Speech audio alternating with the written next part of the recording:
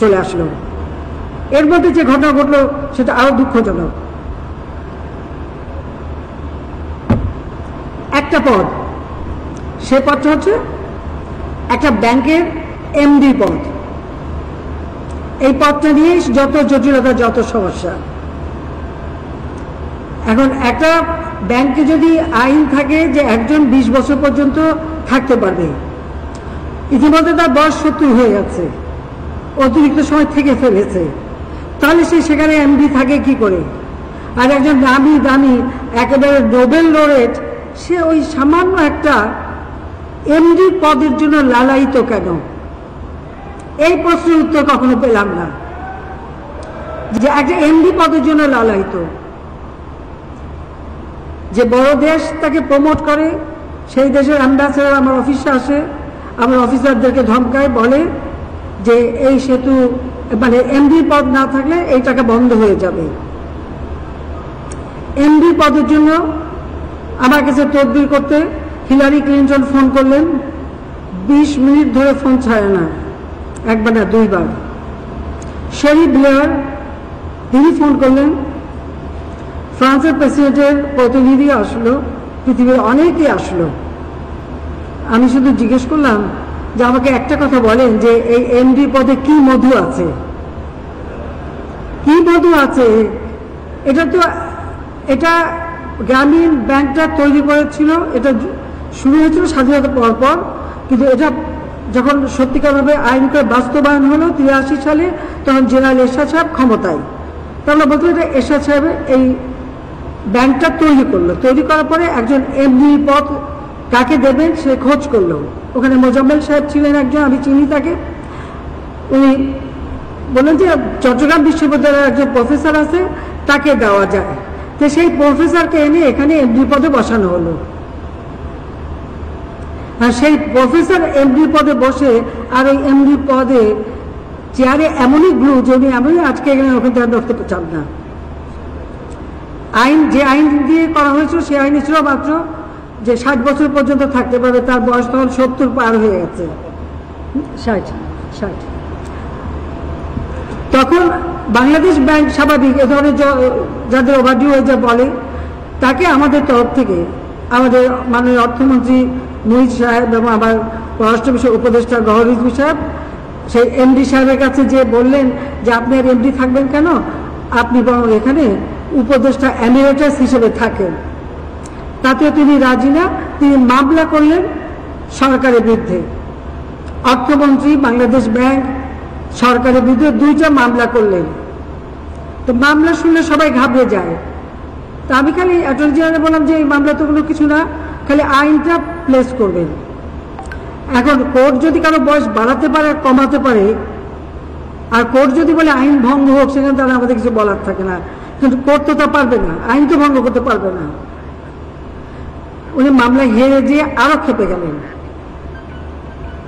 আর তার ওই অ্যাম্বাসেডর আনাগোনা তো চলছেই, বারবার প্রিয়মতে আসে আর ওই একই কথা শোনায়।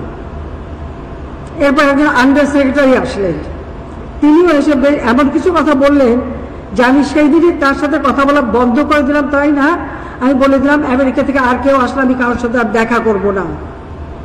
আমি আর দেখা করি নাই, আমি কারোর সাথে আর দেখা করিনি।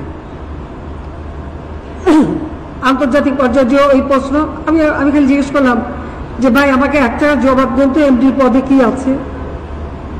তবে এখন একটু বলে রাখি, কি যে মধু আছে তা এখন যদি দেখেন তখন খোঁজ পাবেন।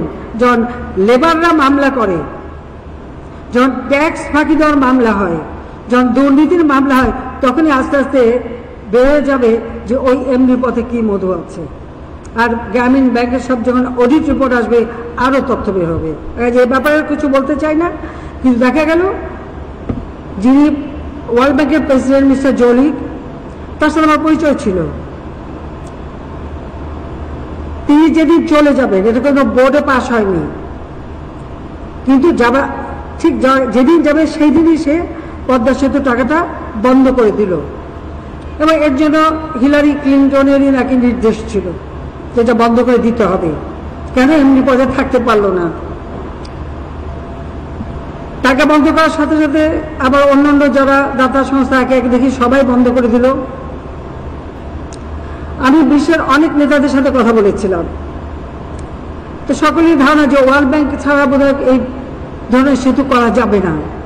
কিন্তু কেন যাবে না? ওয়ার্ল্ড ব্যাংক দাতাকে পাওয়া যাবে না, আমরা পাওয়া যাবে না কেন?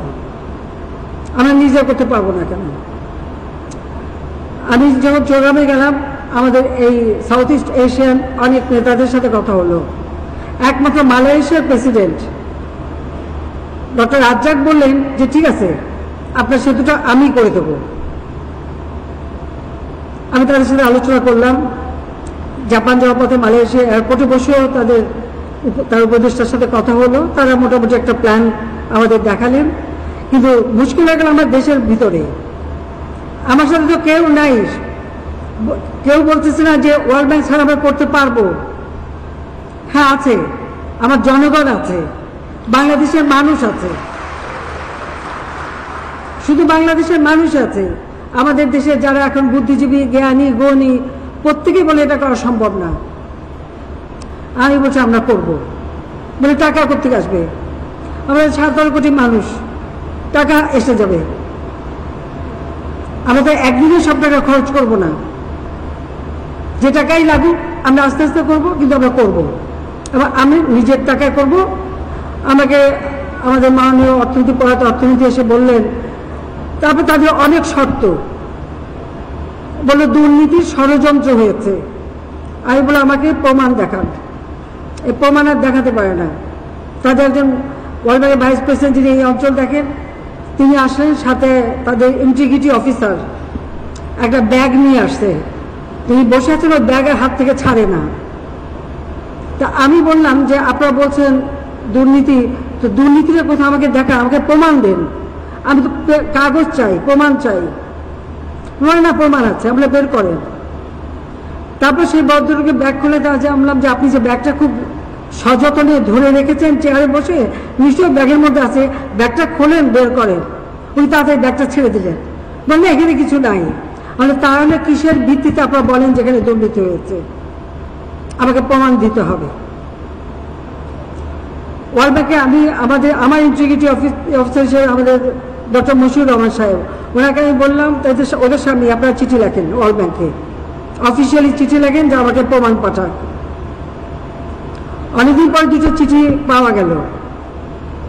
সেই চিঠি ছিল বিএনপির আমলে সড়কে এবং একটা বিদ্যুৎ কেন্দ্রের টাকা বন্ধ করে দিয়েছিল ওয়ার্ল্ড ব্যাংক।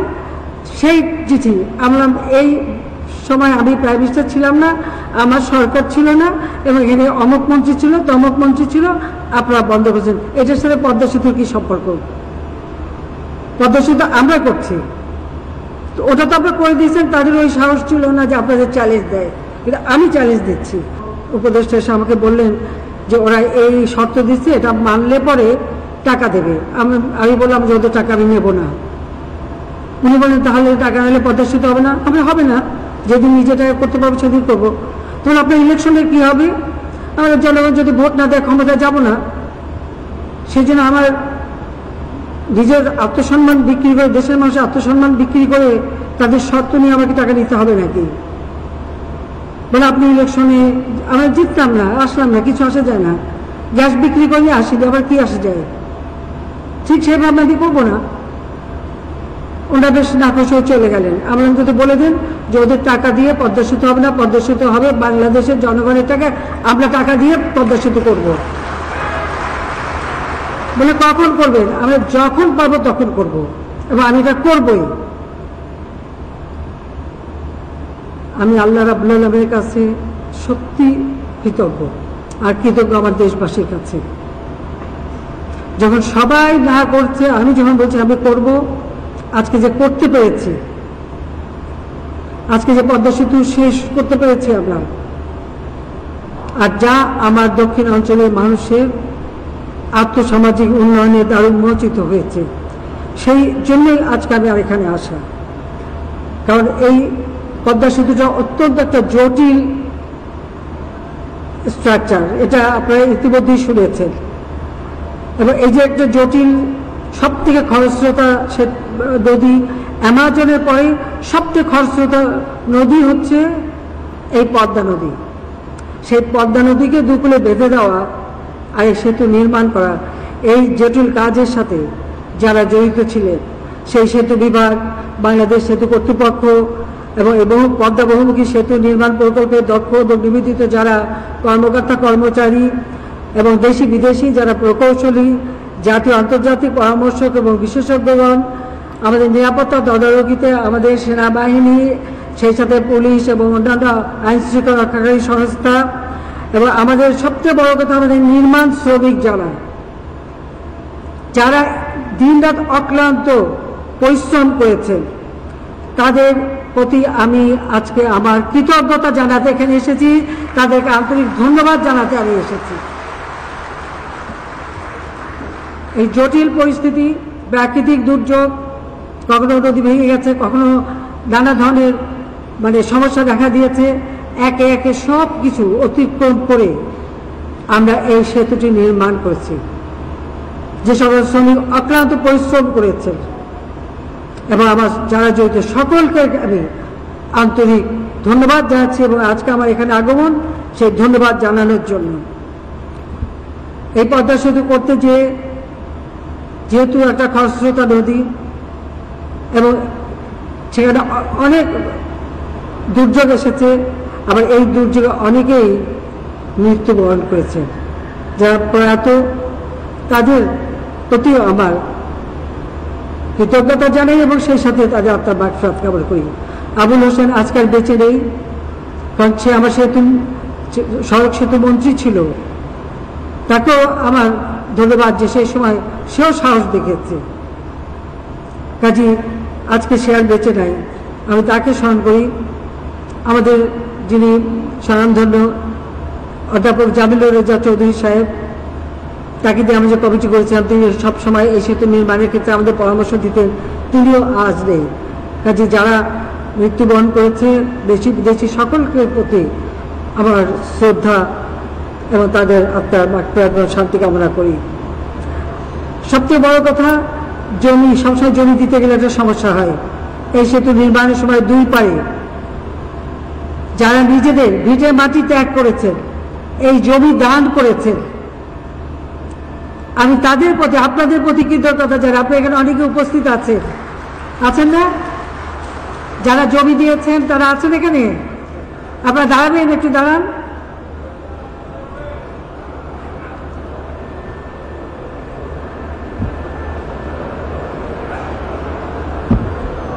আমি জানি না আপনাদের প্রতি কৃতজ্ঞতা কিভাবে জানাবো, আপনাদের আন্তরিক ধন্যবাদ জানাই।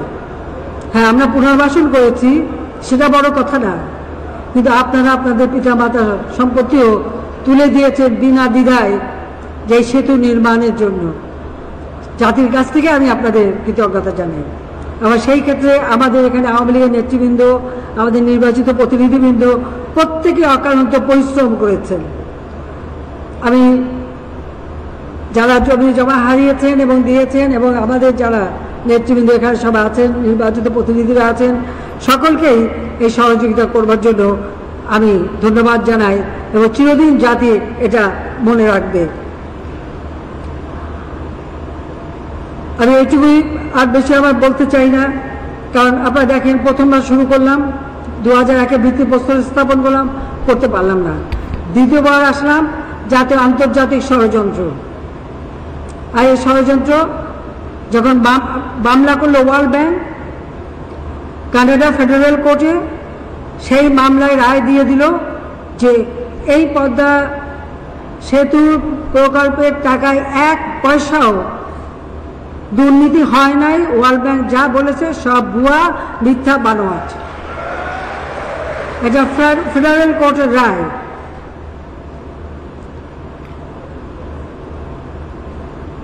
আবার আমরা ভিত্তিপ্রস্তর স্থাপনের সেতুটা নির্মাণ শেষ করলাম। আজকে আমাদের এই অঞ্চলের মানুষের চলাচল, ব্যবসা বাণিজ্য, কর্মসংস্থান সব কিছুর সুযোগ হয়ে গেছে এবং রেল যোগাযোগটাও, এই রেল এখান থেকে ভাঙ্গা হয়ে ফরিদপুরের যশোর পর্যন্ত আমরা এর যোগাযোগ করে দিয়েছি। আর সোজা যশোর থেকে একেবারে পায়রা নদী পর্যন্ত, দুঃখিত, আমাদের মংলা পোর্ট, অর্থাৎ ঢাকা থেকে মংলা পোর্ট পর্যন্ত এই রেল যোগাযোগ আমি স্থাপন করে দিয়েছি। এই অ্যালাইনমেন্টটা আমার নিজেরই করা, যে এইভাবেই এটা যাবে, এবং সেই যোগাযোগটা আমাদের হয়ে গেছে। আজকে আর আসলে পদ্মাপাড়ের মানুষ আমরা সবসময় কষ্ট ভোগ করতাম আসতে গেলে, কারণ আমার ছোটবেলা থেকেই তো প্রথম ঢাকায় আসি আমার দাদার সাথে 52 সালে নৌকায় করে। আমাদের নৌকা ছিল 3 দাঁড়, মাঝি নৌকা, বড় নৌকা, বাঁশি, 2টা কামরাওয়ালা। প্রথম আমার দাদা, আমি আর কামাল ছোট, আমরা নৌকার মধ্যে হাঁটতেও পারতাম। সেই নৌকা নিয়ে প্রথম ঢাকায় এসেছিলাম। 4 দিন 4 রাত লেগেছিল টুঙ্গিপাড় থেকে ঢাকায় আসতে। তখন আব্বা জেলখানায় 48 সালে আন্দোলন করতে, যে তিনি 49 সালে যে কারাগারে বন্দী, তখন তিনি কারাগারে বন্দী। আর এরপর লঞ্চ, স্টিমারে যাতায়াত করতে হয়েছে। কাজে এই যাতায়াত করতে যেয়ে কত মানুষের জীবন গেছে, বিভিন্ন সেবা থেকে তারা বঞ্চিত হয়েছে। এখন আর সেই সেবা থেকে কেউ বঞ্চিত হয় না। আর সবচেয়ে বড় কথা যে আজকে যে টোল উঠেছে তাতে তো সবাই খুশি।